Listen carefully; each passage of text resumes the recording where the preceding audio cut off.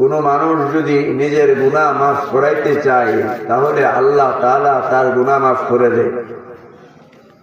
কেউ যদি আল্লাহ পাক রব্বুল আলামিনকে পাইতে চায় তাহলে আল্লাহ পাক রব্বুল আলামিনকে সে পেয়ে যেতে পারে। কেউ যদি নিজেকে গুনাহ থেকে বাঁচানোর চেষ্টা করে তাহলে আল্লাহ পাক তাকে গুনাহ থেকে বাঁচায় দেয়। কেউ যদি নেক কাজ করার চেষ্টা করে আল্লাহ তাআলা তাকে নেক কাজ করার সুযোগ করে দেয়, তৌফিক দান করে। ঠিক না? কিন্তু চেষ্টার উপরে নির্ভর করবে। চেষ্টা যদি না করা হয় তাহলে কোনো কাজেই সফলতা অর্জন করা সম্ভব না। আল্লাহ পাক রব্বুল আলামিন কুরআনে কারীমে ইরশাদ ফরমান, والذين جاهدوا فينا لنهدينهم سبلنا وإن الله لمع المحسنين। আল্লাহ পাক ইরশাদ ফরমান, والذين جاهدوا فينا, যারা চেষ্টা করবে আমাকে পাওয়ার জন্য, আমাকে সন্তুষ্ট করার জন্য, আমার ভালোবাসা অর্জন করার জন্য, আমার বিধিবিধানগুলো মানার জন্য যারা চেষ্টা করবে, আল্লাহ তাআলা বলেন লানাহদিয়ান্নাহুম সুবুলানা, অবশ্যই অবশ্যই আমি আমাকে পাওয়ার রাস্তা তাকে দেখায় দেব। সুবহানাল্লাহ। আল্লাহকে পাইতে চাইলে আল্লাহ পাক রাস্তা কি করবেন? দেখায় দিবেন। কেন? وَإِنَّ اللَّهَ لَمَعَ الْمُحْسِنِينَ। আল্লাহ পাক রব্বুল আলামিন যারা ভালো কাজ করে তাদের সাথে। ঠিক না বেটি? আল্লাহ কার সাথে?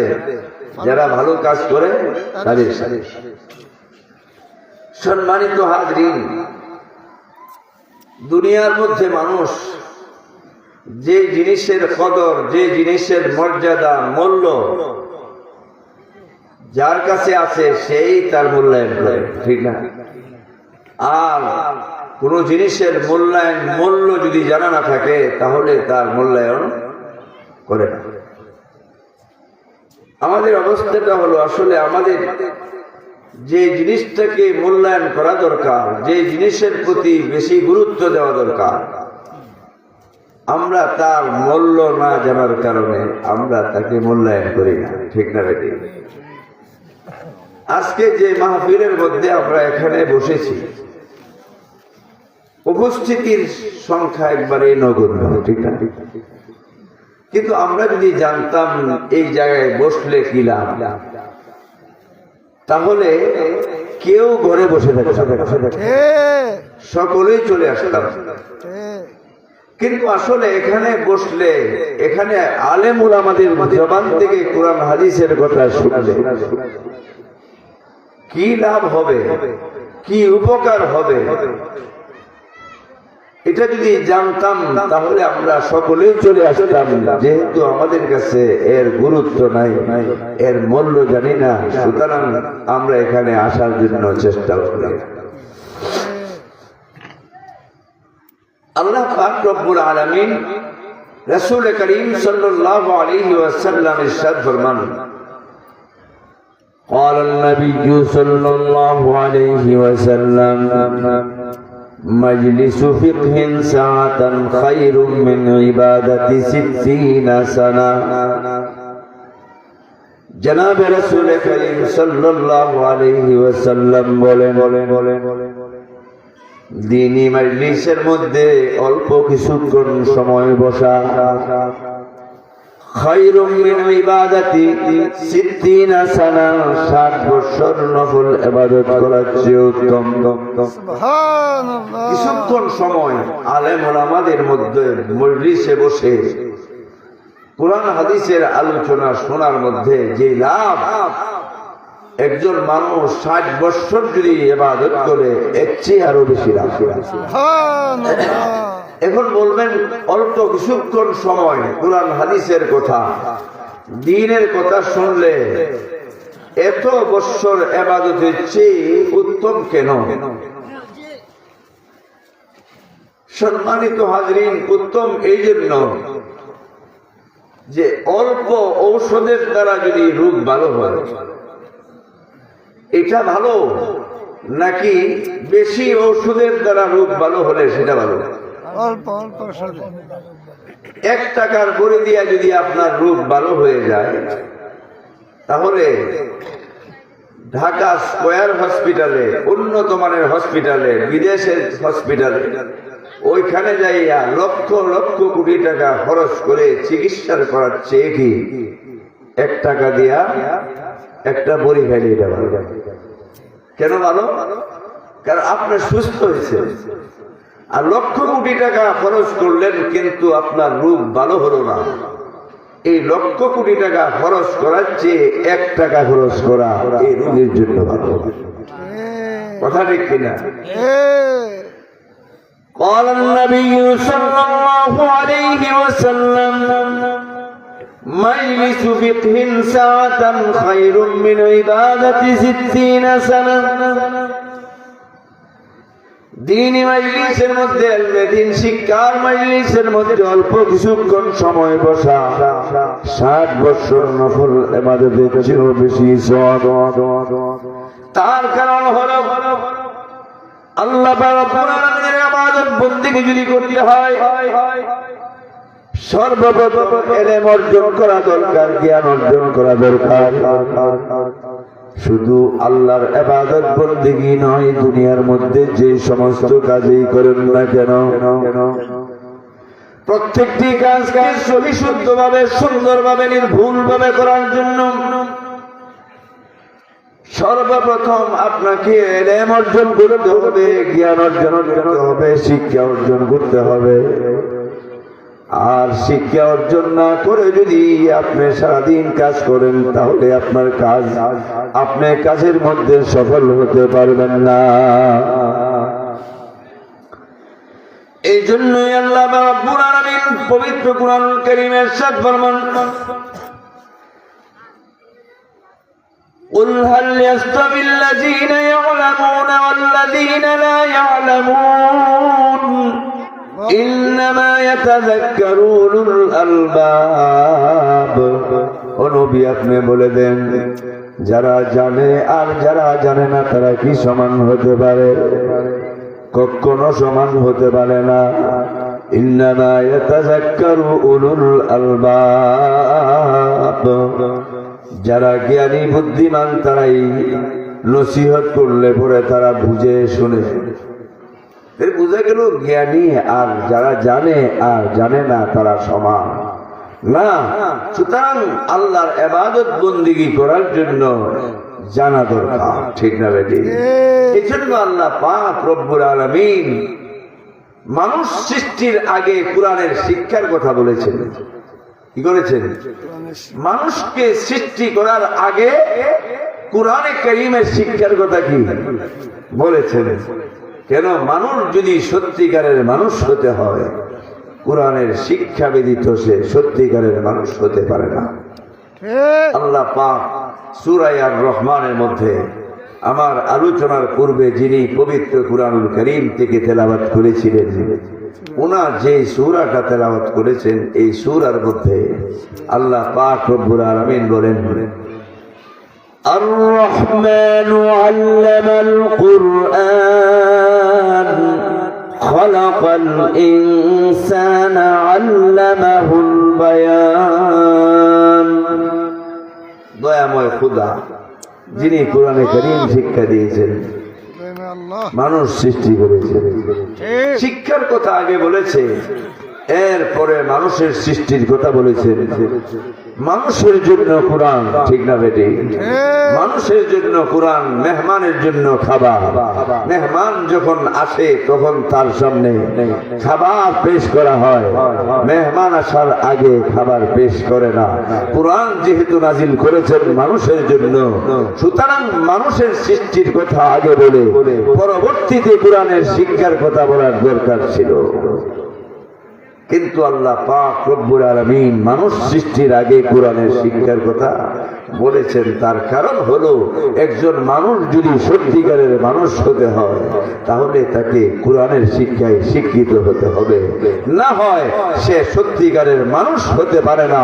কোরআনের শিক্ষায় যদি শিক্ষিত না হয় একজন মানুষের জন্য আল্লাহ পাকের ইবাদত বন্দেগী যে জরুরি, মানুষকে যে আল্লাহ সৃষ্টি করেছেন আল্লাহর ইবাদতের জন্য, আল্লাহর ইবাদত বন্দেগী করাও সম্ভব না।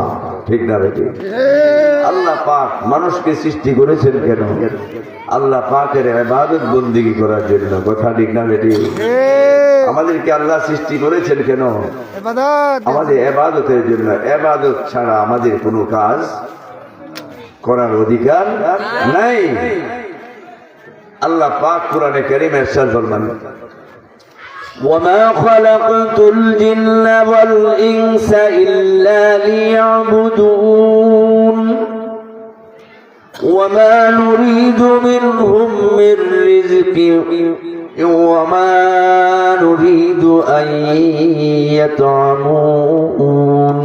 আল্লাহ বলেন আমি একমাত্র মানব জাতিকে, মানব আর দানবকে সৃষ্টি করেছি কিসের জন্য? ইল্লা লিয়াবুদুন, আল্লাহ তাআলার ইবাদত বন্দেগী করার জন্য। আমি মানুষকে এই উদ্দেশ্যে সৃষ্টি করি নাই যে মানুষ দুনিয়ার মধ্যে অর্থ সম্পদ কামাই করবে আর তার উপার্জিত অর্থ আমি কোনো মাখলুকের পিছনে ব্যয় করব, এই উদ্দেশ্যে আমি মানুষকে সৃষ্টি করি নাই। কথা ঠিক না? কাজেই মানুষ সৃষ্টির উদ্দেশ্য হলো আল্লাহর ইবাদত বন্দেগী করা, আর আল্লাহর ইবাদত বন্দেগী ছাড়া পরকালীন জীবনে মুক্তি পেতে পারে না। আর ইবাদত বন্দেগীর জন্য প্রয়োজন হলো ইলম। ঠিক না বেটি? ইলম ছাড়া ইবাদত বন্দেগী করা কি হবে না? সম্ভব হবে না। তো ভাইরা, 60 বছর নফল ইবাদতের চেয়েও অল্প কিছুক্ষণ সময় দ্বীনের মাজলিসের মধ্যে বসা, ইলমে দ্বীনের মাজলিসের মধ্যে বসা উত্তম। এই জন্য একজন মানুষ যদি 60 বছর 70 বছর নামাজ আদায় করে, নামাজ পড়ে আর নামাজ যদি বিশুদ্ধ না হয়, নামাজের মধ্যে কোরআন তেলাওয়াত যদি সহি না হয়, নামাজের জন্য যে পবিত্রতা অর্জন করতে হয় সেই পবিত্রতা যদি অর্জন না করতে পারে, নামাজ বিশুদ্ধ হওয়ার জন্য যে যে কাজ করতে হয় সেই কাজগুলো যদি সে না করতে পারে, তাহলে 60 বছর ইবাদত সেটা কি আল্লাহর কাছে কবুল হবে? অশুদ্ধ নামাজ পড়লে আল্লাহর কাছে কবুল হবে না। অশুদ্ধ কোরআনে কারীম তিলাওয়াত করলে আল্লাহর কাছে কবুল হবে না। অশুদ্ধ ভাবে যদি কেউ ওযু করে সেটাও আল্লাহর কাছে গ্রহণযোগ্য হবে না। অশুদ্ধ ভাবে যদি কেউ রোজা রাখে সেটাও গ্রহণযোগ্য হবে না। হজ করলেও গ্রহণযোগ্য হবে না। আমার প্রিয় ভাইরা, নামাজ পড়ার জন্য যে নিয়ম পদ্ধতি রয়েছে, যে বিষয়গুলোর উপরে নামাজের বিশুদ্ধতা নির্ভর করে, ওই বিষয়গুলো যদি সে নামাজের মধ্যে আদায় না করে, তাহলে 60 বছর নয় 60,000 বছর যদি সে নামাজ পড়ে, সেই নামাজ আল্লাহ পাকের কাছে কবুল হবে না, গ্রহণযোগ্য হবে না। কিন্তু একজন বেনামাজি মানুষ এবং ওই ব্যক্তি, যে ব্যক্তি বিশুদ্ধভাবে নামাজ পড়তে পারে না, সেই ব্যক্তি নিজের জীবনকে শুধরানোর জন্য, শুদ্ধভাবে নামাজ আদায় করার জন্য কিভাবে আল্লাহর ইবাদত বন্দেগী করলে আল্লাহ রাজি এবং খুশি হবে, আল্লাহ সন্তুষ্ট হবে, সেই উদ্দেশ্য নিয়ে একজন মানুষ একটি দিন শিক্ষার মাজলিসের মধ্যে বসলো। বসে সে বুঝতে পারলো যে আমার জীবনে যত নামাজ পড়েছি, যত ইবাদত বন্দেগী করেছি, সেগুলো সঠিক হয় নাই। সঠিক করার জন্য আমাকে কি করতে হবে? শিক্ষা অর্জন করতে হবে। সেই চিন্তা চেতনা নিয়ে যদি এখান থেকে যায় আর সেই লোকটা রাস্তার মধ্যে যদি মৃত্যুবরণ করে, রাসূল করিম সাল্লাল্লাহু আলাইহি ওয়াসাল্লামের হাদিস অনুযায়ী ওই ব্যক্তির অতীতের গুনাহগুলো আল্লাহ পাক মাফ করে দিবে। এবং বিশুদ্ধ নামাজ পড়ার জন্য যে নিয়ম পদ্ধতির দরকার, যে সমস্ত বিষয়ের উপরে নামাজের বিশুদ্ধতা নির্ভর করে এই বিশুদ্ধ করার প্রতিশ্রুতি নিয়ে যদি এখান থেকে যায় আর সে চেষ্টার মধ্যে লেগে যায় আর বিশুদ্ধভাবে এক ওয়াক্তের নামাজ পড়ার সুযোগ যদি তার হয়ে যায়, এক ওয়াক্তের নামাজই তার জীবনের নাজাতের জন্য যথেষ্ট হয়ে যাবে। অশুদ্ধভাবে 60 বছর নয় 60,000 বছর যদি কেউ নামাজ পড়ে এই 60,000 বছরের নামাজ তার জন্য মুক্তির কারণ হবে না। এই জন্য আল্লাহ রাসূল বলেন, মাইলিসু ফিকহিন সাআতান খায়রুম মিন ইবাদাতি 60 সানা। ইলমে দ্বীন শিক্ষার মাইলিসের মধ্যে অল্প কিছুক্ষণ সময় বসা 60 বছর নফল ইবাদতের চেয়েও বেশি সওয়াব হতে পারে। এই মাইলিসে উপস্থিত হওয়ার দ্বারা একজন বেনামাজি মানুষ নামাজি হয়ে যাবে, একজন বেরোজগার মানুষ বেরোজগার হয়ে যাবে, বেপরদিগী মানুষ পর্দাশীল হয়ে যাবে, একজন সুদখোর সুদ থেকে নিজেকে বাঁচাইবে, একজন ঘুষখোর ঘুষ থেকে বাঁচাইবে। হতে পারে কি পারে না? এই জন্যই রাসূল করিম সাল্লাল্লাহু আলাইহি ওয়াসাল্লাম عليكم بمجالسة العلماء واستماع كلام الحكماء فإن الله تعالى يحيي قلب الميت بنور الحكمة كما يحيي أرض الميتة بماء المطر। জনাবে রাসূল করিম সাল্লাল্লাহু আলাইহি ওয়াসাল্লাম বলেন, ও আমার উম্মতের দল, তোমাদের জন্য আলেম ওলামাদের মজলিসের মধ্যে যাওয়া, আলেম ওলামাদের কাছ থেকে কোরআন হাদিসের কথা শোনা অত্যাবশ্যক, অতি জরুরি। কেননা তোমরা যদি আলেম ওলামাদের জবান থেকে কোরআন হাদিসের হিকমতপূর্ণ কথাগুলো শোনো, তাহলে এর মাধ্যমে আল্লাহ তোমাদের মৃত অন্তরকে জীবিত করে দিবে। যেমনই ভাবে অনাবৃষ্টির কারণে যখন জমিন শুকিয়ে যায়, জমিনের বৃক্ষ তরুলতাগুলোর পাতা যখন ঝরতে শুরু করে, ফলগুলো যখন ঝরতে শুরু করে, আল্লাহ পাক আসমান থেকে রহমতের বৃষ্টি বর্ষণের মাধ্যমে যেমন এই বৃক্ষগুলোর মধ্যে নতুন নতুন পাতা গজায়, এই যেমন ভাবে অনেক শাখা প্রশাখা গজায়, এমনই ভাবে কুরআন হাদিসের আলোচনা শুনলে ঈমানদারের ঈমান শক্তিশালী হয়, মজবুত হয়। কুরআন যত শুনবেন ঈমানের চেতনা কি করবে? বাড়বে। কুরআন তেলাওয়াত যত করবেন ঈমানের পাওয়ার বাড়বে, আল্লাহর মহব্বত অন্তরে সৃষ্টি হবে। কুরআন হাদিসের আলোচনা, জান্নাত জাহান্নামের কথা যখন শুনবেন, আল্লাহ পাক রব্বুল আলামিনের ভয় অন্তরের মধ্যে কি হবে? সৃষ্টি হবে। এই আমরা আলেম ওলামাদের মজলিসে যাইতে চাই না, আমরা অশ্লীলতা এবং বেহায়াপনা, অশ্লীল মজলিসের মধ্যে আমরা অংশগ্রহণ করতে বেশি আগ্রহী, ঠিক না বেটি? কারণ আজকে আমাদের দিল মরে গেছে, আমাদের কান কি হয়ে গেছে? বয়রা হয়ে গেছে।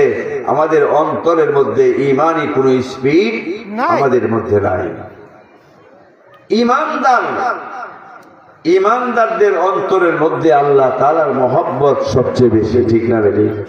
যারা ঈমানদার তাদের অন্তরে মহব্বত কার বেশি? আল্লাহর মহব্বত বেশি।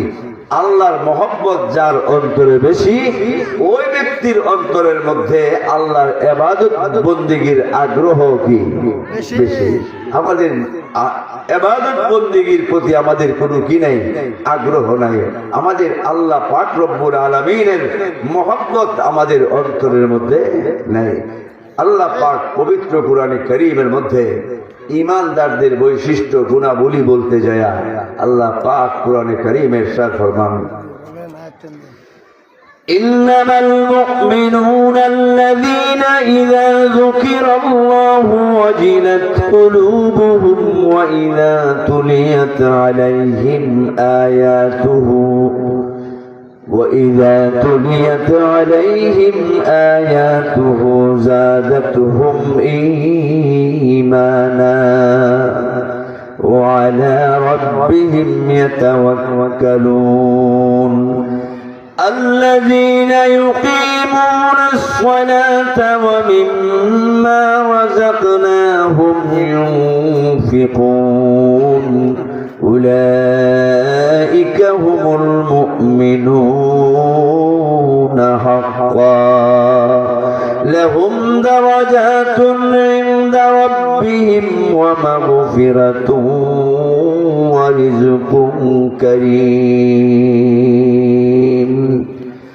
আল্লাহ রাব্বুল আলামিন ঈমানদারদের বৈশিষ্ট্য এবং গুণাবলী বলতে যায় বলেন, প্রকৃত ঈমানদার তারাই তাদের সামনে যখন আল্লাহ পাক রব্বুল আলামিনের নাম উচ্চারণ করা হয় তখন আল্লাহ পাকের আযাবের ভয়ে তাদের অন্তর কম্পিত হয়ে যায়, ভীত সন্ত্রস্ত হয়ে যায়। ওয়াইজা তুলিয়াত আলাইহিম আয়াতুহু যাদাতহুম ঈমানা, আর যখন কোরআনে কারীম তাদের সামনে তিলাওয়াত করা হয় তাদের ঈমানের পাওয়ার বেড়ে যায়।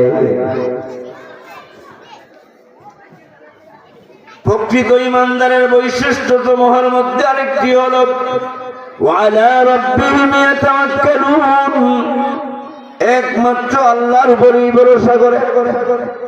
ঈমানদাররা ভরসা কার উপরে? আল্লাহর উপরে, নাকি জমিনের উপরে, না ব্যবসা বাণিজ্যের উপরে, সন্তান সন্ততির উপরে, ক্ষমতার উপরে? ঈমানদাররা ধন সম্পদের উপরেও কি ভরসা করে না, সন্তানের উপরে ভরসা করে না, হ্যাঁ ব্যাংক ব্যালেন্সের উপরে ভরসা করে না, ক্ষমতার উপরেও ভরসা করে না, একমাত্র ভরসা করে কার উপরে? আল্লাহর উপরে। ঈমানদার যখন ঘর থেকে বের হয় তখন কয় বিসমিল্লাহি তাওয়াক্কালতু আলাল্লাহ, বিসমিল্লাহি তাওয়াক্কালতু আলাল্লাহ, আমি আল্লাহর উপর ভরসা করে আল্লাহর নামে আমি বের হলাম। ঠিক না বেটি? মুসলমানের ঈমানদারের সকল কাজ সুপুর্দ কার উপরে? আল্লাহর উপরে। ঈমানদার যত কাজ করবে সব করবে কার জন্য? ঠিক না বেটি? কার জন্য করবে? আল্লাহ তাআলার জন্য। আমরা ইবাদত বন্দেগী কার জন্য করব? আল্লাহর জন্য। ঠিক না? আমাদের সন্তান সন্ততি লালন পালন কার জন্য করব? আল্লাহর জন্য। বিবাহ শাদী করব কার জন্য? আল্লাহর জন্য। ঠিক না বেটি? কুরবানি দিব কার জন্য? আল্লাহর জন্য। দুনিয়াতে বেঁচে থাকবো কার জন্য? মরবো কার জন্য? আল্লাহর জন্য। ঠিক না বেটি? সব হতে হবে আল্লাহর জন্য। আর ঈমানদাররাই যা কিছু করে দুনিয়াতে সব একমাত্র আল্লাহর জন্য। ঠিক না বেটি? আল্লাহ পাক কুরআনে কারীমে রাসূলকে বলে দিয়েছেন, নবী আপনি যা করবেন কার জন্য? আল্লাহর জন্য। ঠিক না? আল্লাহ পাক ইরশাদ ফরমান, قل إن صلاتي ونسكي ومحياي ومماتي لله رب العالمين। আল্লাহ নবী আপনি বলেন, ইন্না সলাতি আমার নামাজ, ওয়া নুসুকি আমার কুরবানি, ওয়া মাহইয়া আমার জীবন, ওয়া মামাতি আমার মরণ একমাত্র কার জন্য? লিল্লাহি রাব্বিল আলামিন, একমাত্র আল্লাহর জন্য। আমরা খাইতেছি কিসের জন্য? আল্লাহর জন্য। ঠিক না বেটি? এবার বলতে হবে খাইতেছি সুস্থ থাকার জন্য, এর মধ্যেও খাওয়ান রাখার জন্য, আল্লাহর জন্য। খাওয়ানোর সময় নিয়ত করবেন আমি খাইতেছি, আমার শরীরের মধ্যে কি হবে? শক্তি হবে। সেই শক্তির মাধ্যমে আমি মসজিদে যাইয়া জামাতের সাথে নামাজ করব। খাইতেছি, খেয়ে আমার শরীরের মধ্যে শক্তি বৃদ্ধি করছি কেন? ইসলামের বিরুদ্ধে যখন কোনো আক্রমণ আসবে, ইসলামের দুশমনরা যখন ইসলামের উপর আক্রমণ করবে, তখন সেই শক্তিটা ইসলামের সপক্ষে ব্যবহার করবে। ঠিক না বেটি? এই জন্য খাওয়ানো কার জন্য? আল্লাহর জন্য। ঘুমটাও কার জন্য? আল্লাহর জন্য। ঠিক না বেটি? না ঘুমাইলে শরীর অসুস্থ হয় কিনা? ঘুমাইতেছি একমাত্র কিসের জন্য? আল্লাহর জন্য। ঘুমাবো, শরীরে শক্তি আসবে, এই শক্তির মাধ্যমে সকালবেলা আমি জমিনের মধ্যে ছড়াইয়া পড়বো, ব্যবসা প্রতিষ্ঠানে ছড়াইয়া পড়বো, ওইখান থেকে অর্থ উপার্জন করে আমি নিজে ভক্ষণ করব, নিজের পরিবার পরিজন সন্তান সন্ততির লালন পালনের কাজে ব্যবহার করব, দ্বীনের জন্য দান করব। বুঝা গেল সব কাজ কার জন্য হবে? আর মুসলমান যা করে দুনিয়াতে সব আল্লাহর জন্য, আর যে আল্লাহর জন্য করে সে আল্লাহকেই পায় যায়। আমার প্রিয় ভাইয়ের, আমার বন্ধুরা, কুরআন হাদিসের মাজলিসের মধ্যে বসলে